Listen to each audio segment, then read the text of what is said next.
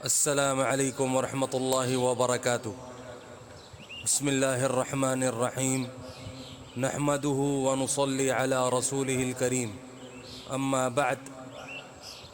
تیسرا وہ شخص ہے جس کے بوڑھے والدین میں سے دونوں یا ایک موجود ہوں اور وہ ان کی اس قدر خدمت نہ کرے کہ جس کی وجہ سے جنت کا مستحق ہو جائے۔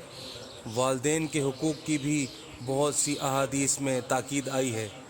علماء نے ان کے حقوق میں لکھا ہے کہ مباح امور میں ان کی اطاعت ضروری ہے۔ نیز یہ بھی لکھا ہے کہ ان کی بے ادبی نہ کرے، تکبر سے پیش نہ آئے اگرچہ وہ مشرک ہوں، اپنی آواز کو ان کی آواز سے اونچی نہ کرے، ان کا نام لے کر نہ پکارے، کسی کام میں ان سے پیش قدمی نہ کرے، امر بالمعروف و نہی عن المنکر میں نرمی کرے، اگر قبول نہ کریں تو سلوک کرتا رہے اور ہدایت کی دعا کرتا رہے۔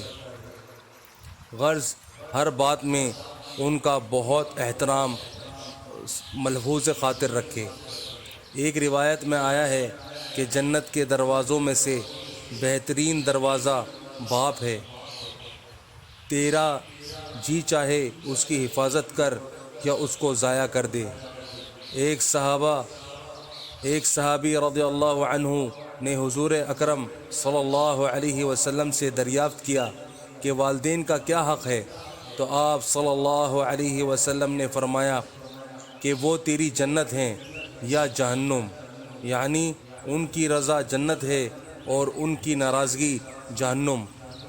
ایک حدیث میں آیا ہے کہ مطیع بیٹی کی محبت اور شفقت سے ایک نگاہ والدین کی طرف ایک مقبول حج کا ثواب رکھتی ہے۔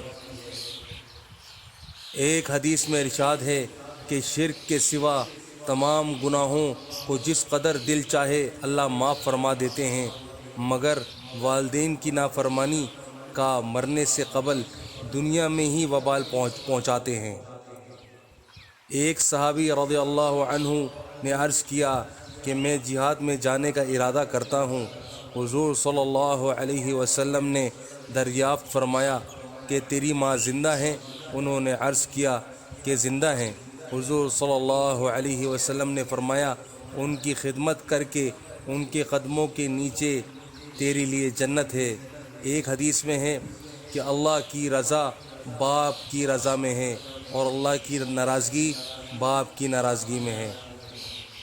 بس میرے بھائیوں دوستوں، آج ہم نے جتنا بھی پڑھا ہے اور سنا ہے، اللہ پاک ہمیں اس پر عمل کرنے کی توفیق عطا فرمائے اور والدین کے ساتھ حسن سلوک کرنے کا اللہ پاک ہمیں توفیق عطا فرمائے، اور جو پڑھا ہے جو سنا ہے اللہ پاک دوسروں تک بھی پہنچانے کی توفیق عطا فرمائے۔ السلام علیکم ورحمۃ اللہ وبرکاتہ۔